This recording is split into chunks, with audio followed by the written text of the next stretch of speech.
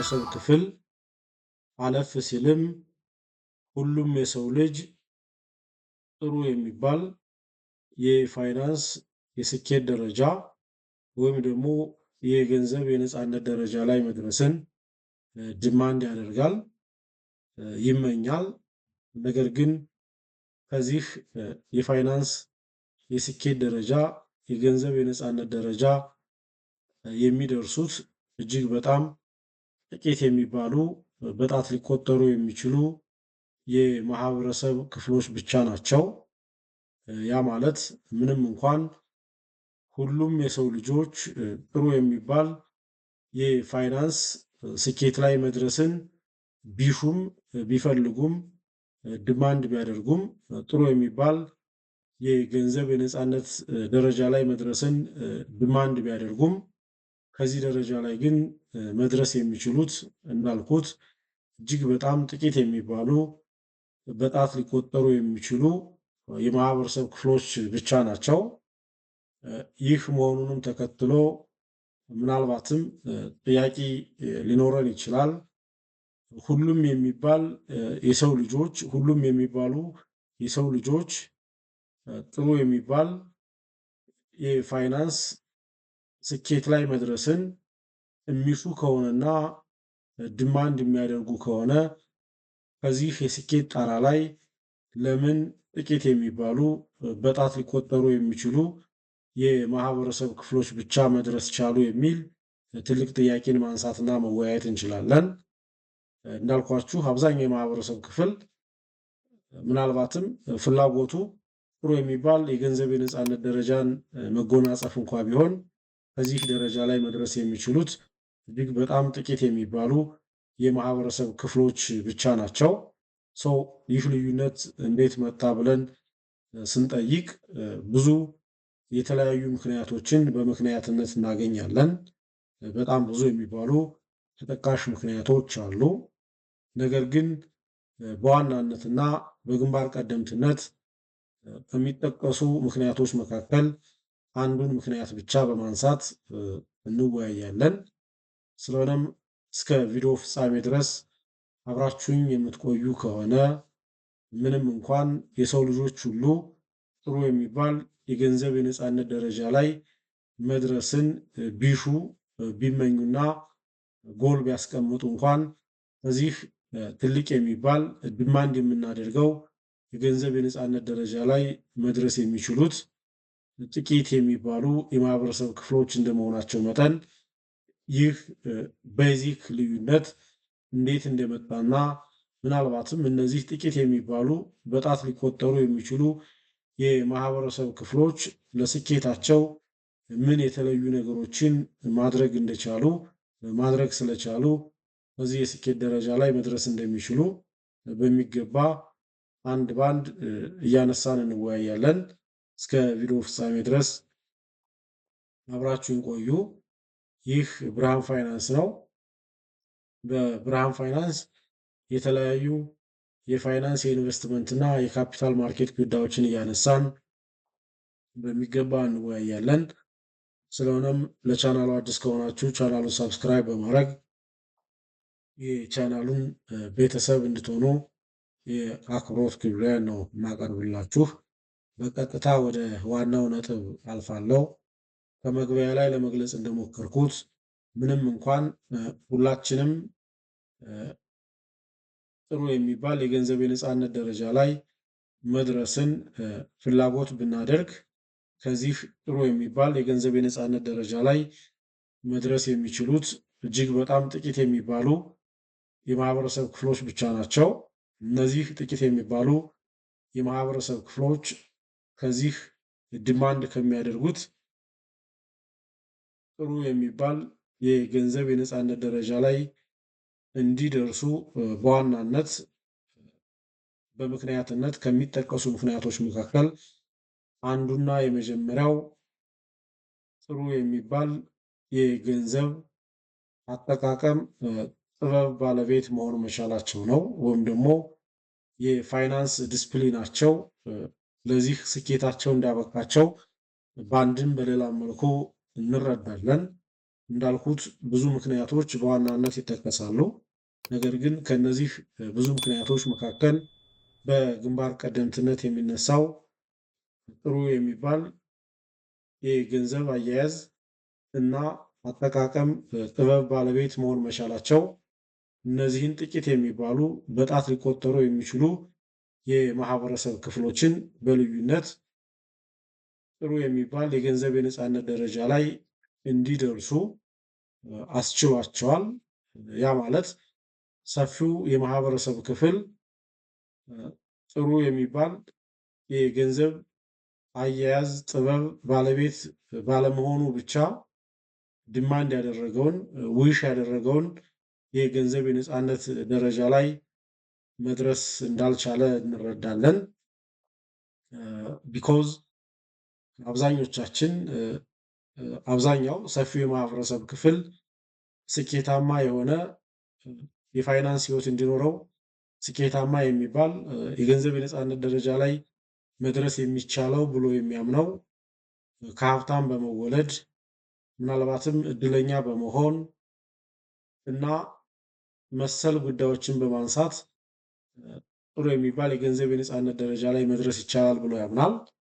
ነገር ግን በሪል ሲቹዌሽን ካየነው ምንም እንኳን እድለኛ ሆነን በሆነ አጋጣሚ እድል ቀንቶን ሎተሪ ቢደርሰን ምንም እንኳን ከሀብታም ቤተሰብ ተወልደን የውርስ ገንዘብ ብናገኝ ምንም እንኳን በሆነ አጋጣሚ ጥሩ የሚባል ብር ቢኖረን አትዘሴም ጥሩ የሚባል የገንዘብ አያያዝና አጠቃቀም ጥበብ ባለቤቶች ካልሆን በስተቀረ ይህንን በእድል ያገኘነውን በውርስ ያገኘነውን አሊያም ደግሞ በሆነ አጋጣሚ እጃችን ውስጥ የገባን ብር በሚገባ በመጠቀም ፕሮዳክቲቭ ማድረግ ስለማንችል ከድህነት በዋናነት የምንላቀቅበት ሁኔታ ይኖራል ብሎ ማሰብ እጅግ ከባድ ነው። ያ ማለት ባንክ ላይ ያለን ገንዘብ በብቸኝነት የገንዘብ የነፃነት ደረጃ ላይ ያደርሰናል ብሎ ማሰብ እጅግ ሞኝነት ነው። ስለዚህ ጥሩ የሚባል የገንዘብ የነፃነት ደረጃ ላይ ለመድረስ ካስፈለገ ካለን ገንዘብ ጎን ለጎን ያለንን ገንዘብ ፕሮዳክቲቭ በሆነ መልኩ መጠቀም የሚያስችለን ጥሩ የሚባል የገንዘብ አያያዝና አጠቃቀም ጥበብ ባለቤቶች መሆን መቻል የግድ ይለናል።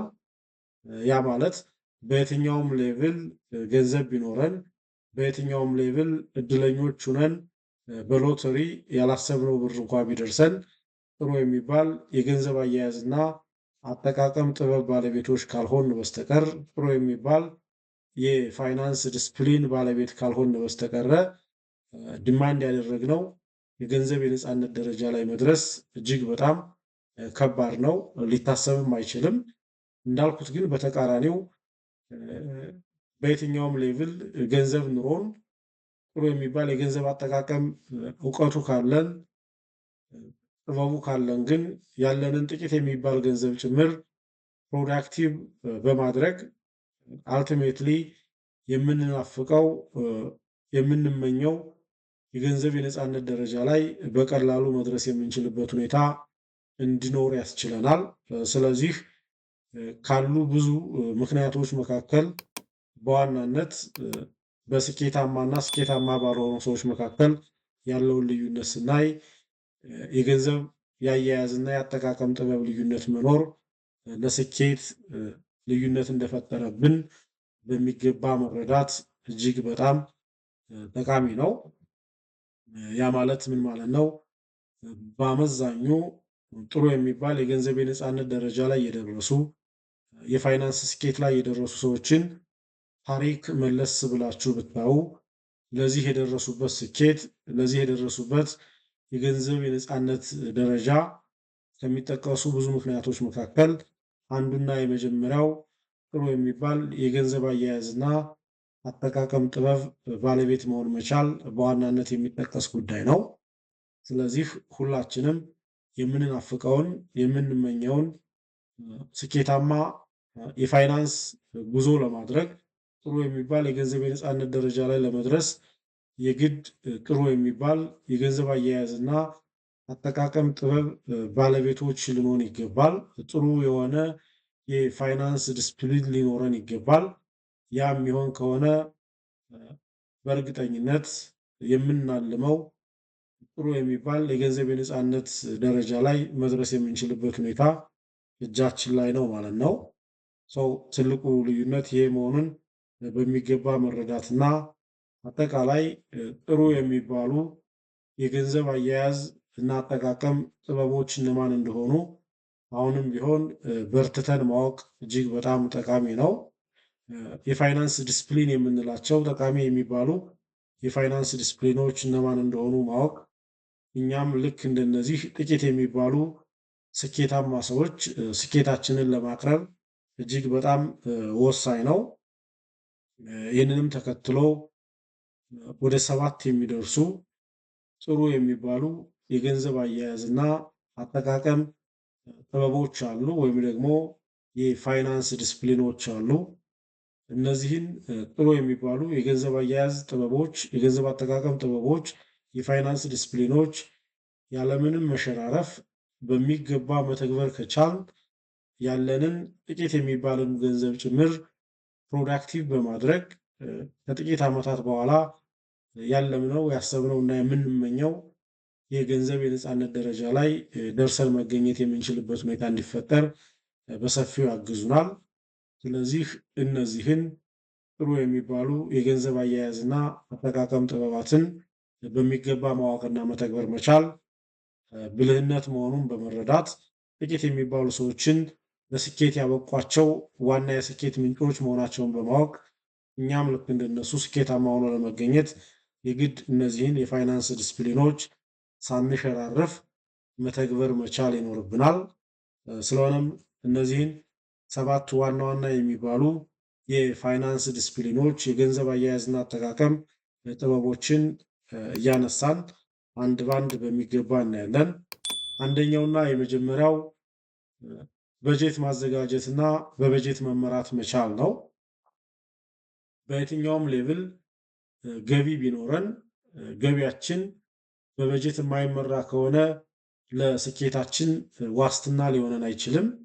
የገቢያችን ማነስም እንቅፋት ሊሆነን አይችልም እንደማለት ነው። ስለዚህ ስኬታማ ሆኖ ለመገኘት የገቢ በብዛት በዋናነት በዋስትናነት የሚቀርብ ጉዳይ አለመሆኑን መረዳትና ምናልባትም ስኬታማ ለመሆን ባለን ገቢ ትርጉም ያለው ስራ ሰርቶ ለመገኘት ካስፈለገ የግድ ገቢያችንን በበጀት መምራት መቻል ይጠበቅብናል። ስለዚህ ማንም ሰው በየትኛውም ሌቭል የገቢ ምንጭ ቢኖረው ያለውን የገቢ ምንጭ ፕሮዳክቲቭ በሆነ መልኩ ለመጠቀም የግድ በጀትድ መሆን መቻል አለበት ነው።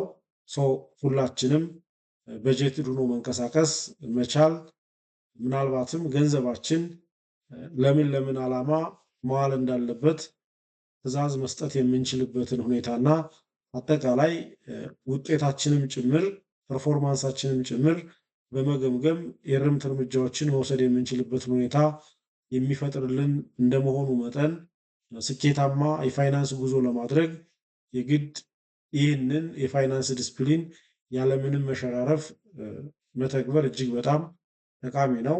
ያ ማለት አጠቃላይ ገቢዬ ይህን ያክል ነው፣ ከዚህ ገቢዬ ውስጥ ምን ያክሉን ኢንቨስት አደርጋለሁ፣ ምን ያክሉን ሴቭ አደርጋለሁ፣ ምን ያክሉን ለኢመርጀንሲ ፈንድ ሰኪውር አደርጋለሁ፣ ምን ያክሉ ለወጪ ይሆናል፣ ከወጪ ውስጥ ምን ያክሉ ለቤዚክ፣ ምን ያክሉ ደግሞ ለዋንት እያል በሚገባ በበጀት ራሽናል በሆነ መልኩ ሊተገበር በሚችል መልኩ በጀትድ መሆን መቻል ምናልባትም እንዳልኳችሁ ለስኬት ሊያበቃን የሚችል አንዱና የመጀመሪያው የፋይናንስ ዲስፕሊን ኤለመንት ነው። ይህ አንዱ ነው። ሁለተኛው አስቀድሞ መቆጠብ መቻል ወይም ደግሞ ፔይ ዩርሰልፍ ፈርስት የሚል የፋይናንስ ዲስፕሊንን መተግበር መቻል በየትኛውም ሌቭል የገቢ ምንጭ እንኳ ቢኖረን ጥሩ የሚባል ስኬታማ የሆነ የፋይናንስ ግንባታ ጉዞ እንድንጀምር ያስችለናል። ያ ማለት ማንም ሰው ከገቢው ላይ ተጨማሪ የሚባል ገቢም አገኘም አላገኘም ከገቢው ላይ በበጀቱ ልክ በበጀቱ በተቀመጠው መጠን ልክ የቁጠባና የኢንቨስትመንት ባላንሱን ቀድሞ መቀነስ፣ ሰኪውር ማድረግና ሬጉላር የሆነ የሴቪንግ እና የኢንቨስትመንት ግንባታ ጉዞን ማስቀጠል እጅግ በጣም ጠቃሚ ነው። ለምሳሌ ከገቢው 20%ቱን ለኢንቨስትመንት የበጀተ ሰው በየትኛውም ሁኔታ ገቢውን እንዳገኘ ከላይ እንደገዳይ በቅድሚያ 20% የኢንቨስትመንት ባላንሱን ሰኪውር ማድረግ መቻል አለበት። ይህ በቋሚነት ሊተገበር የሚገባ ጉዳይ ነው። ያ ማለት ሁልጊዜም ይህ የኢንቨስትመንት ባላንሳችንን ሰኪውር እናደርጋለን ማለት ሁልጊዜ ኢንቨስት እንድናደርግ ያስችለናል ማለት ነው። ሁልጊዜ ሬጉላር በሆነ መልኩ ኢንቨስት እናደርጋለን ማለት ያለምነው የገንዘብ የነፃነት ደረጃ ላይ መድረስ የምንችልበትን ጉዞ እያስተካከልን እንደሆነ መረዳት እጅግ በጣም ጠቃሚ ነው። ስለዚህ ሁለተኛው ጥሩ የሚባል የፋይናንስ ዲስፕሊን ለራስ ቅድሚያ መስጠት ፔይ ዩርሰልፍ ፈርስት የሚለውን አስቀድሞ መቆጠብ መቻል መተግበር ነው።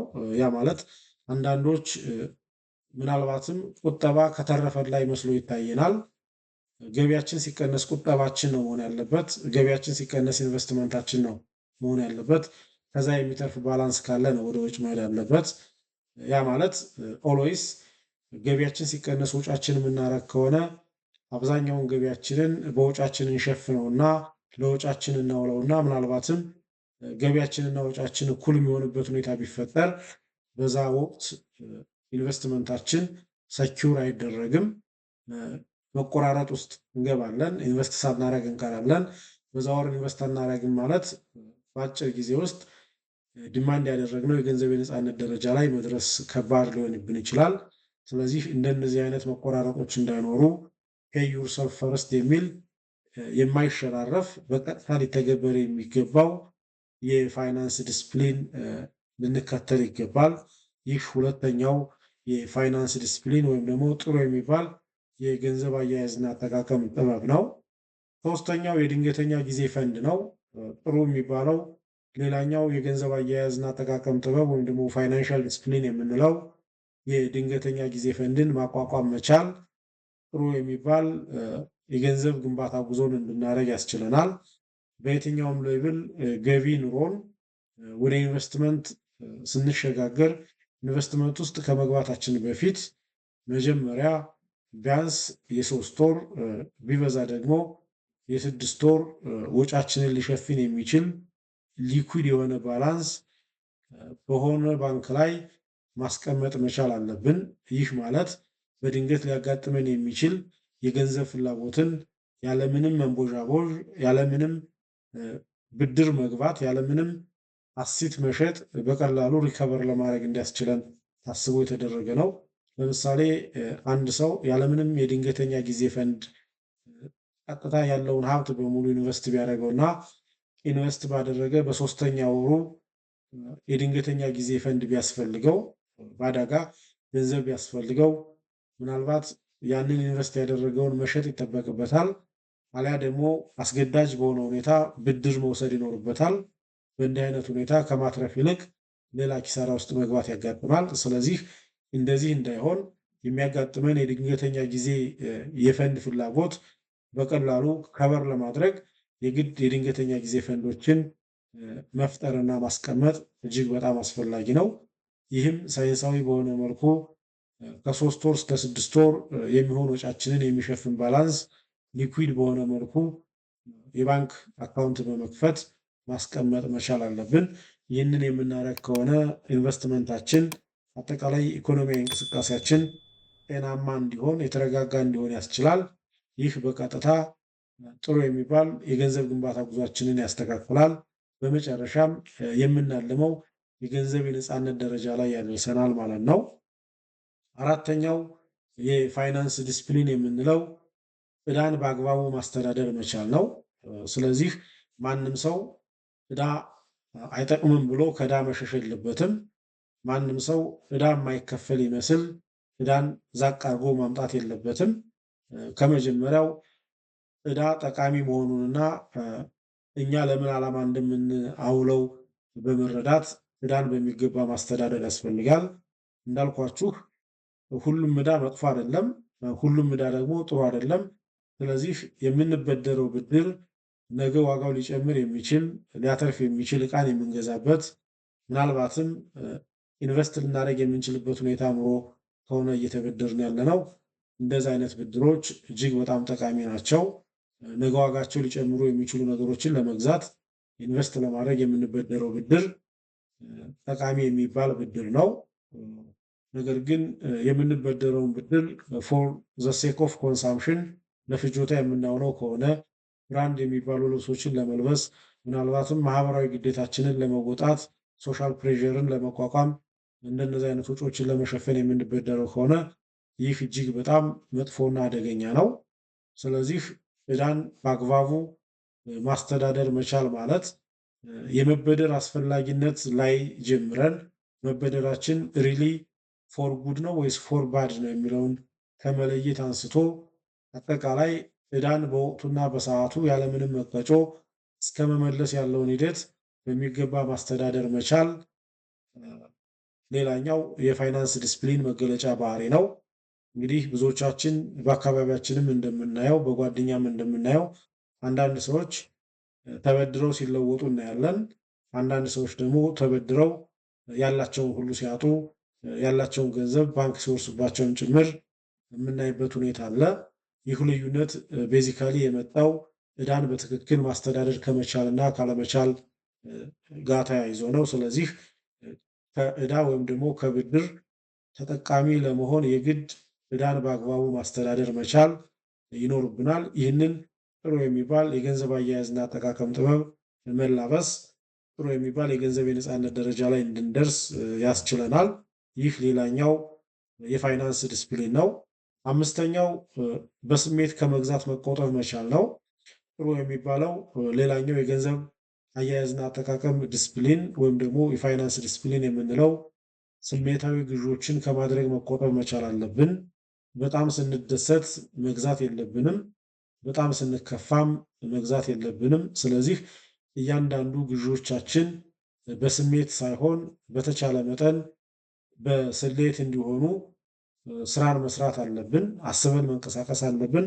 ስለዚህ እያንዳንዱ ግዢያችን ከስሜት በወጣ መልኩ ስሜትን መሰረት ያደረገ የኮስት ቤኔፊት አናሊሲስ እየተሰራለት ግዢያችን የሚያመጣው ጥቅም እየታየ መደረግ መቻል አለበት። እንደዚህ የሚሆን ከሆነ ጥሩ የሚባል የገንዘብ አያያዝና አጠቃቀም ባህላችን ይደብራል። ከዛ ውጭ ግን በስሜት ደስ ብሎኛል በሚል ሳናስብበት ኮስት ቤኔፊት ሳንሰራ ስሜታዊ በሆንበት ሰዓት የምንገዛ ከሆነ አጠቃላይ የገንዘብ አጠቃቀም ባህላችንን ያበላሽብናል። ጥሩ የሚባል የገንዘብ ግንባታ ጉዞም አይኖረንም። ያሰብነው የገንዘብ የነፃነት ደረጃ መድረስ እጅግ በጣም ፈታኝ ይሆናል። ስለዚህ በስሜት ከመግዛት መቆጠብ መቻል ሌላኛው የፋይናንስ ዲስፕሊን መሆኑን በመረዳት ይህንን ዲስፕሊን መላበስና መጠቀም የግድ ጠቃሚ መሆኑን ማወቅና መጠቀም እጅግ በጣም አስፈላጊ ነው። ስድስተኛውና ሌላኛው የኢንቨስትመንት ባህልን ማሳደግ መቻል ነው። ሌላው ጥሩ የሚባል የፋይናንስ ዲስፕሊን የምንለው የኢንቨስትመንት ባህልን ማሳደግ መቻል ነው። ሪጉላርሊ ኢንቨስትመንት ውስጥ መግባት ወይም ደግሞ ሪጉላርሊ ኢንቨስት ማድረግ መቻል ሌላኛው ጥሩ የሚባል የገንዘብ አያያዝና አጠቃቀም ባህል ነው። ያ ማለት ማንም ሰው በየትኛውም ሌቭል የገቢ መጠን እንኳ ቢኖረው አቅሙ በፈቀደ ልክ በበጀቱ ልክ ኢንቨስት አደርጋታለሁ ብሎ የበጀታትን ባላንስ ግን ሪጉላር በሆነ መልኩ ኢንቨስት ማድረግ መቻል አለበት። ሰው ሪጉላርሊ ኢንቨስት ማድረግ ሌላኛው ጥሩ የሚባል የገንዘብ አያያዝና አጠቃቀም ባህል ወይም ደግሞ የፋይናንስ ዲስፕሊን መሆኑን መረዳት መቻል አለብን። ለምሳሌ አንድ ሰው ከሚያገኘው ገቢ ውስጥ 1 ብር ለኢንቨስትመንት በጅቷል ብለን ብናስብ ይችን 1 ብር በሚገባ ያለምንም መቆራረጥና መሸራረፍ ሁልጊዜም ሪጉላር በሆነ መልኩ ኢንቨስት ማድረግ ከቻለ አፍተሮል ይቺ 1 ብር በጊዜ ብዛት በታይም ቫሊዩ ኮምፓውንድ በመሆን ሂሳብ ይህንን ሰው ከድህነት ልታወጣው የሚችልበትና የገንዘብ የነፃነት ጉዞውን እውን ልታደርግለት የሚችልበት ሁኔታ እንዲፈጠር እድል ትፈጥራለች ማለት ነው። ስለዚህ ጥሩ የሚባል ሌላኛው የገንዘብ አያያዝና አጠቃቀም ጥበብ የምንለው ወይም ደግሞ የፋይናንስ ዲስፕሊን የምንለው ሬጉላር በሆነ መልኩ ኢንቨስት ማድረግ መቻል ነው። ኢንቨስት የምናደርገው ደስ ሲለን መሆን የለበትም። ደስ ሳይለን ደግሞ የምናቋርጠው መሆን መቻል የለበትም። ስለዚህ ሬጉላር ኢንቨስትመንት ውስጥ መግባት መቻል ሌላኛው የፈለግነው ወይም ደግሞ ዲማንድ ያደረግነው የገንዘብ የነፃነት ደረጃ ላይ ሊያደርሰን የሚችል የፋይናንስ ዲስፕሊን መሆኑን በሚገባ መረዳት ያስፈልጋል። ሌላውና የመጨረሻው ሰባተኛው ወጪን መከታተል መቻል ጥሩ የሚባል የገንዘብ አያያዝና አጠቃቀም ጥበብ ነው፣ ወይም ደግሞ የፋይናንስ ዲስፕሊን ነው። ይህንን ዲስፕሊን በሚገባ መተግበር መቻል ምናልባትም የፈለግነው ዲማንድ ያደረግነው የገንዘብ የነፃነት ደረጃ ላይ እንድንደርስ ከሚያስችሉን ጥሩ የሚባሉ የገንዘብ አያያዝና አጠቃቀም ጥበቦች መካከል በዋናነት የሚጠቀስ ነው። ያ ማለት እያንዳንዱን ወጫችንን መመዝገብ መቻል፣ ማወቅ መቻል እጅግ በጣም ጠቃሚ ነው። እዚህ ላይ ወጫችንን በሁለት መክፈል መቻል አለብን። ስኬታማ የሆኑ ሰዎች ወጫቸውን በሁለት ይከፍላሉ። በሁለት የሚከፍሉት ምናልባትም አስፈላጊ ለሚባል ነገር የሚወጣ ወጪና እኛ ለምንፈልገው ነገር የሚወጣ ወጪ ብሎ ነው። ያ ማለት ፎር ቤዚክ ኒድስ ኤንድ ዋንትስ ማለት ነው። እጅግ በጣም ለሚያስፈልጉን ነገሮች የሚወጣ ወጪና እኛ ደግሞ ዲማንድ ለምናደርጋቸው ለምንፈልጋቸው ነገሮች የሚወጣ ወጪ ተብሎ ይከፈላል። ይህ የስኬታማ ሰዎች ያከፋፈል ሂደት ነው። ነገር ግን ስኬታማ ያልሆኑ ሰዎች ወጪን የሚከፍሉት በዚህ መልኩ ሳይሆን በአማውንት ነው። ያ ማለት ከፍተኛ የሚባል ወጪና ዝቅተኛ የሚባል ወጪ፣ ብዙ እና ጥቂት ተብሎ ማለት ነው።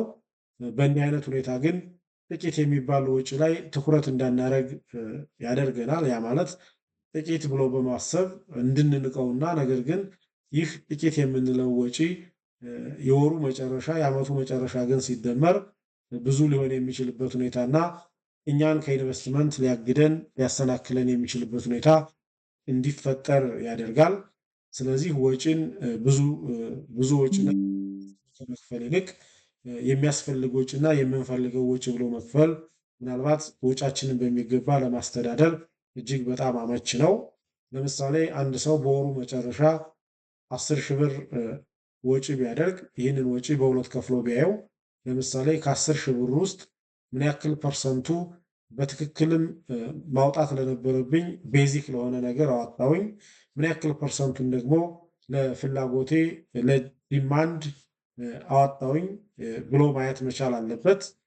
ስለዚህ ፎር ቤዚክ ኒድስ እና ፎር ወንትስ ያወጣናቸውን ወጪዎች በሚገባ በመለየት ምናልባትም ለዋንት ያወጣነው ወጪ እጅግ በጣም ብዙ ሆኖ ከመጣ ይህንን በመቀነስ ይህንን ባላንስ ወደ ሴቪንግ እና ኢንቨስትመንት በማዛወር ቋሚ የሆነ የኢንቨስትመንት ሂደት ውስጥ በመግባት ያለምነውን ዲማንድ ያደረግነውን የገንዘብ የነፃነት ደረጃ ላይ መድረስ የምንችልበት ሁኔታ መፍጠር ይቻላል። ስለዚህ ወጪን በሚገባ ፕራይስ ማድረግ፣ መመዝገብ እና መከታተል መቻል ሌላኛው ለስኬት ሊያበቃን የሚችል ጉዳይ መሆኑን መረዳት መቻል አለብን። ያ ማለት እያንዳንዱ ወጪ በሚገባ መመዝገብ ነው። ይሄኛው ትንሽ ነው በሚል የምንዘለው መኖር መቻል የለበትም። ምክንያቱም እንደዚህ አይነት ወጪዎች የዓመቱ ወይም ደግሞ የወሩ መጨረሻ ላይ ደምረን ስናያቸው እጅግ በጣም ብዙ የሚሆኑና እነዛ ባላንሶች ወደ ኢንቨስትመንት ወደ ሴቪንግ ሽፍት ተደርገው ቢሆን የእኛን የሀብት ግንባታ ጉዞ ሊያስተካክሉ የሚችሉበት ሁኔታ የሚኖሩበትም አጋጣሚ እናገኛለን። እንደዛ እንዳይሆን ወጪን በሚገባ መከታተል መቻል ሌላኛው ለምንናፍቀው ለምንፈልገው የገንዘብ የነፃነት ደረጃ የሚያደርሰን የስኬት መንገድ መሆኑን በመለየት መጠቀም መቻል አለብን። ለዛሬ የነበረኝ ቆይታ ይህንን ይመስላል። ቪዲዮው ጠቃሚ ሆኖ ካገኛችሁት ላይክ እንድታደርጉትና ለተጨማሪ የፋይናንስ የኢንቨስትመንትና የካፒታል ማርኬት ጉዳዮች ቻናሉን ሰብስክራይብ በማድረግ የቻናሉ ቤተሰብ እንድትሆኑ በአክብሮት እየጋበዝኩኝ ያላችሁን ማንኛውም ሀሳብ፣ አስተያየት፣ ጥያቄ እና እንዲሰራላችሁ የምትፈልጉት አርእስትም ካለ ጭምር በኮሜንት ሴክሽን ላይ ብታጋሩኝ ምናልባትም ጥያቄያችሁን ለመመለስ አቅም በፈቀደ ልክ ጥረት የማደርግ መሆኑን ለመግለጽ እወዳለሁ። ለዛሬ የነበረኝ ቆይታ ይህንን ይመስላል። አመሰግናለሁ።